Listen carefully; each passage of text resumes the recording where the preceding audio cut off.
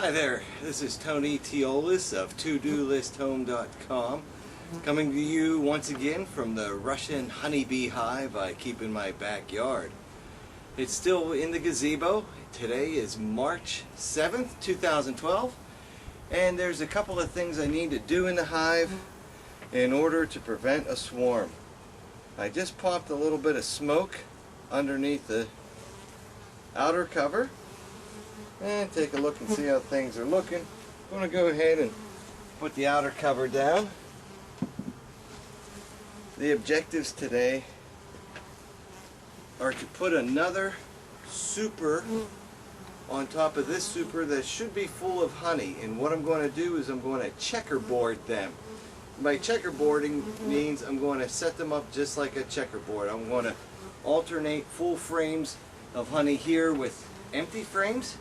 I'm going to do the same to the super on top. This will allow for the bees to expand, to continue to bring in nectar once the nectar starts coming in. I'm trying to time it against the blossoms that are due here in Northern Virginia, and we'll see how this goes. I'm also going to feed a little bit of some fresh pollen and some fresh pollen substitute. So here we go with the checkerboarding. I have another super full of frames right here. I'm going to take 1, 3, 5, and if the video 7 comes out right, hopefully I can show that some of the traditional ways for trying to prevent swarms, either through splittings or something else, are not necessary. Okay? A nice frame of honey right there. This third one.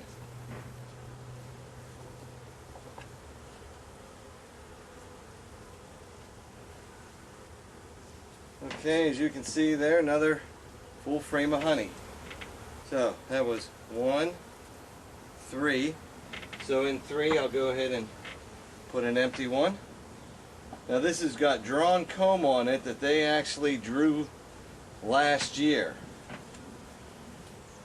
It really wasn't even a year ago, it was only 6 months ago. So I put 2 supers on at the end of summer, let them draw the top one only, and then I went ahead and stored it throughout the winter. Okay, and again, another full frame of beautiful honey. And now we're putting in another frame. Wow, look at that. That is just so pretty down there. All that good, golden, delicious honey. All of these frames are filled with honey. I'm going to switch out one more frame. This will be number 7. And this is amazing. It's about 5 o'clock here, and I really shouldn't be doing this late in the evening. But, you know, I got a regular job too, so I was able to get away a little early. Now look at this. This is just absolute heaven. These bees are amazing. You can gather what they're doing here with that honey. Look how beautiful that is. Just amazing.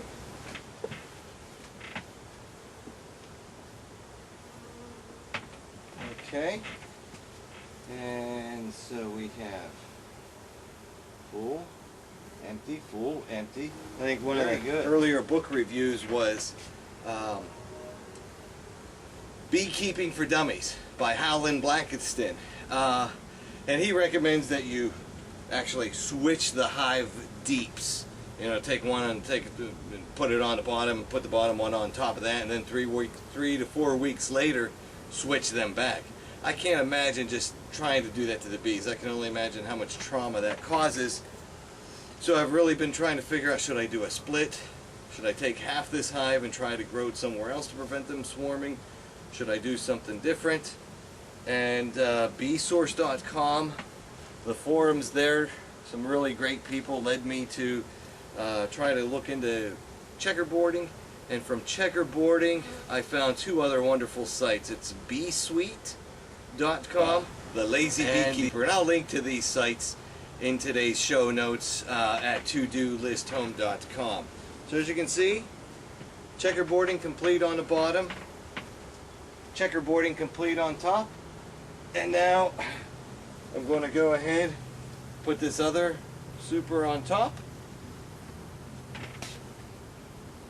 And hopefully the bees will perceive that their band of solid honey is broken across. This is Tony Teolis of ToDoListHome.com. This is checkerboarding in action. Checkerboarding your beehive and hopefully preventing a swarm and increasing a honey flow to at least one more super a couple months from now, possibly two. We'll see. But we already know the bees make some beautiful honey. See you again in another few weeks, girls.